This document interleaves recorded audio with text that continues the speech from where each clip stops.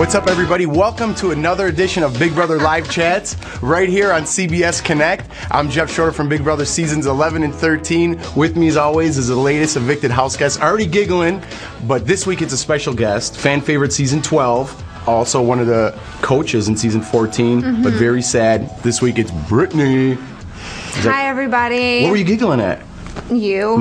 I burped right before we started. Is that what you burped? We got to make sure this is on film. I hope that wasn't a practice because we need to get that captured. I thought I nailed it. I thought I nailed the intro. You did a good job. I had to laugh. It's funny. All right, well, here's what we do in this show. We take all the questions from the fans. Okay. So these are directly from the fans, and then we ask you. Sounds good. It's simple enough. Simple enough. Are you a little salty about what's going down? About clown shoe? What? She mentioned the clown shoe right before. I'm like, good thing the camera was off. So you just had to stick that in. What about clown shoes? Okay, well, speaking of clown shoes. Anyway. Obviously, I got out from the clown shoes. But listen, we have something in common. We both played twice. We both never won. Okay, woo! Yahoo for the pity party. Circle. But we both won America's Favorite. All right. See? So now we can connect. Now we can stop making fun of each other. Or you making fun of me. Okay, we're connected. All right, we're connected now. Should we kiss? I don't know. Is that appropriate? No, not when you're married. No, not appropriate. I have a girlfriend, Brittany. I know. I know it's been a long time in that house, but... 55 days later, still just a girlfriend? 55 days later? Yeah, I've been gone for 55 days. Still, well, we moved in together. Oh, that's a step. We did. To LA. To LA. How's but that this going? show's about you, Brittany. How's this that show's going, though? It's going well? great. It's great. Our love How's your life's great. driving? My driving is terrible. But let me take control of this conversation real fast, because we got to take some questions from the audience, and I'm going to just get right to it, okay? Okay. Sam wants to know, why didn't you try to get yourself off the block more than you did? It seems like you just kind of gave up there at the end. Now we're in it, Sam. Thank you. Now we're in it. I see why it feels that way, because I waited till the last minute, but I spent all day on Thursday like trying to get into Dan's head, trying to get into Shane's head.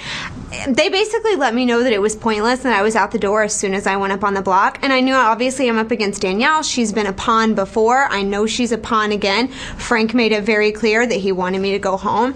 I did give it my best effort on Thursday, but at the same time, I knew in the back of my mind, you know how it is. Sometimes you can make headway, and sometimes in the Big Brother house, like, it's not going to matter what you say or what you do. Nothing you say is really going to amount to anything. Granted, though, I did still try on Thursday. I kind of wanted to be the last one in their ear. Right. And so did you think you had any chance of staying? Thursday morning, kind of. I felt like I was sort of making some headway, and I thought I had about 8,001 good points in my favor. But Dan, you know, he's a little bit too smart for my antics. He just, like, wasn't buying it. I'm basically asking Shane to evict his girlfriend. Like, that's difficult, to say the least. Like, that's never gonna happen. So it was tough. It was really tough. Okay, that leads me to the next question. Who do you think voted to keep you, and how do you feel about that? Obviously, Ian voted to keep me. He did? Yeah. Okay. Ian was my one vote. And I mean, I feel great about it. I love Ian. He's a good little kid. And, right. Were you expecting something different? No, I expected it to go exactly the way it went. I'm saying, were you expecting more votes? No, I was not. When she said 4, I was like, all right, I'll go grab my bag, 4-1. I knew that's what it was going to be. You look pretty, by the way. Thank you. Thanks. Because it didn't look like you were ready for a competition, though. Listen, I'm not going to go talk to Julie with freaking, like, my tennis shoes on. It's a nice occasion. I'd like to dress up and look nice. Well, if you want to talk about clown shoes, I had to go out there in a tank top and exactly. shorts. See? I'm not making that mistake. No. Well, it wasn't my mistake. It was someone else's. But this show's about you. I had my shorts on under my dress just in case. So in case there was like... Did you really? Yeah, I did. Oh, nice. Yeah. So in case there was an upset, I was just going to yank that thing off. And go to work. T-shirt and go to work. Didn't happen, but I was prepared. All right, well, that's exciting. See, now we just cracked some news here. Crack some news. Breaking news. Everybody, Brittany tell your friends we're live right now. Dress. Christy wants to know, do you feel that... excuse me. Still the sausages. Oh, I'm sorry. Could you clear that? Just... it smells in it a little bit here. He has phlegm. I'm sorry. Who do you feel is the most underestimated player in the house, and why? The most underestimated player is probably I would say Danielle. Like I said, she's been a pawn before. People kind of see her in that role. But I do think that she has a good social game. And I do think that she's working people well. I think she's a lot smarter than people give her credit for. So I think she's underestimated because people don't really see her as like a big competitor. I know, since I was trying to campaign against her and people are like not buying it. Really? But I really do think that she's underestimated. How about physically? You think she's not trying as hard as she should, or you think she's trying just as hard? I think she's trying, and she's won some stuff. I mean, Right. She won that endurance comp. It was her and I in the end on that one. She beat Frank in that baseball diamond veto thing. I mean, she's definitely... She's good. I definitely think she can hold her own. You think she's got a shot to take it home? I think she has a very good shot, yeah. She's got to get rid of Dan, though, which is going to be tough. Good luck. Good luck to her. He's a crafty He'll one. rise He's a crafty from the one. ashes. He'll put you all in the mist, and then we'll all be voting for him to win. I really enjoy your scene when you were kind of punking on everybody.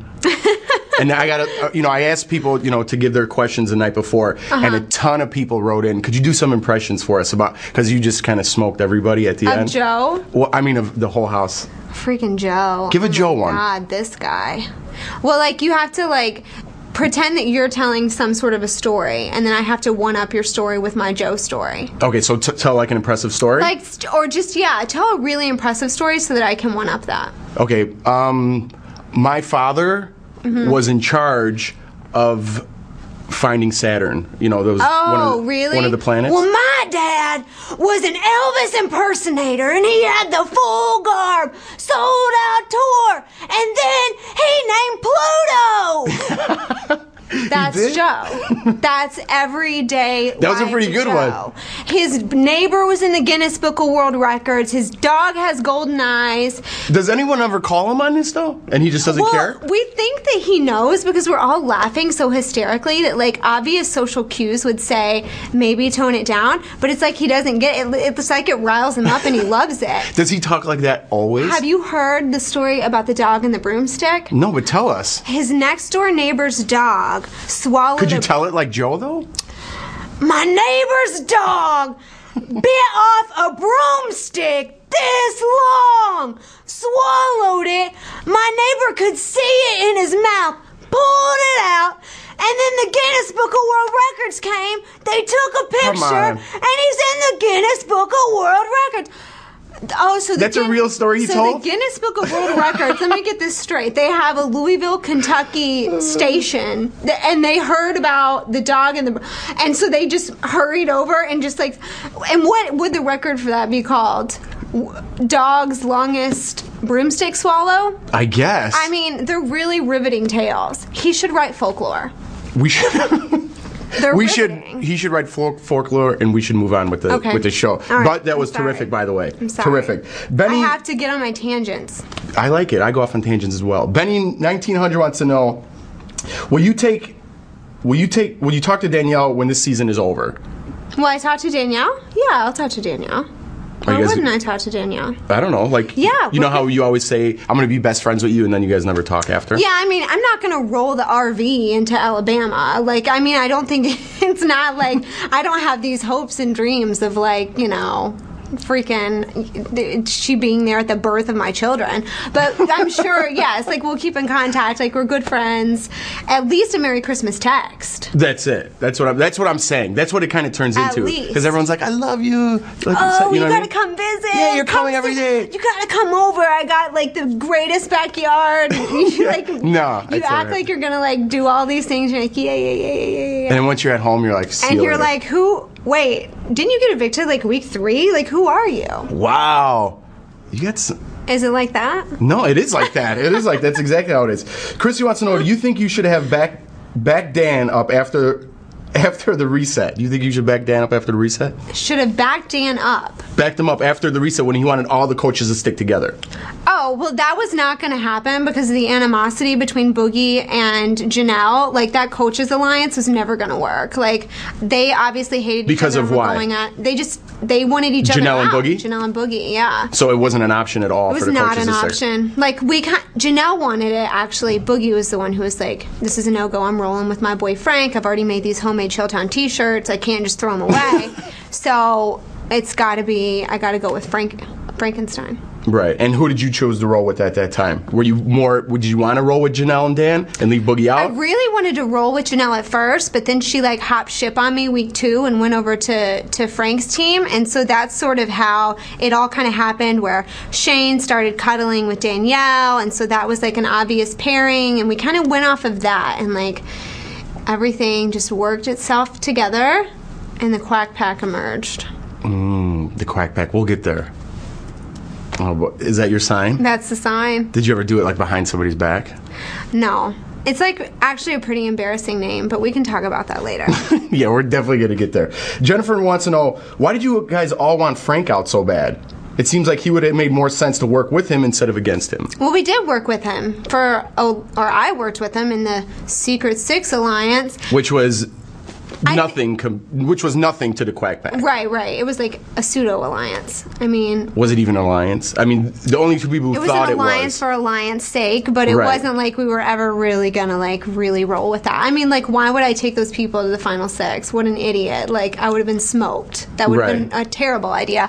But we did... But he seems like an honest guy, Frank. Like, there was never an option to work with him instead of always trying to pound him out. Like, the week that we got Janelle out, we decided to roll with Frank and make the Secret Six Alliance. I mean, we did try to work with him like when it was convenient, but the fact of the matter is we knew how difficult of a player he would be to get out of the house towards the end of the game, because he can just roll through these freaking challenges. So when you have somebody like that that's very obviously intimidating, obviously you don't want to play against that guy for the veto that you need to save your life. Exactly. So, I mean, getting him out was sort of like the mantra from day one, just because he's a powerhouse competitor in these competitions. How is he compared to Shane as a competitor? Aren't they kind of on the same... Shane is very good too, obviously, and having Shane on my team was fantastic. Like, I felt comfortable going into every single competition thinking like, okay, at least Shane's here. Right. But I think that Frank covers his bases in competitions even better than Shane does. Like, Shane can really like tackle those like competitions that are super physical, but he doesn't do quite as well in the competitions that are more like mental based, whereas Frank really does do well in those also. And the freaking like, let's shimmy a ball up a wall. I mean, like, he can do that too. Like, this guy can win competitions when he needs to. That's super dangerous in the house. How about socially? Who do you think has a better game? Shane or